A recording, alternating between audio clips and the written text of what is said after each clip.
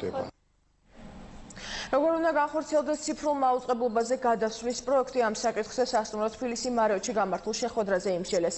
შეხვედრის მონაწილეებმა ინფორმაციის თავისუფლების განვითარების ინსტიტუტის მიერ წარმოდგენილი სტრატეგია განიხილეს, რომელიც ტექნიკური მიმართულების გარდა სახელმწიფო სუბსიდირებას, კონკურენციის რეგულირებას და საინფორმაციო კამპანიას ითვალისწინებს. საქართველოში ციფრულ მაუწყებლობაზე გადასვლა 2015 წლის 17 ივლისამდე უნდა დასრულდეს. სხვადასხვა ორგანიზაციებისა და ექსპერტების მიერ მომზადებული პროექტების სპეციალურად შექმნილი საბჭო განიხილავს. variants კი ეკონომიკის სამინისტრო მთავრობის ხდომაზე წარადგენს.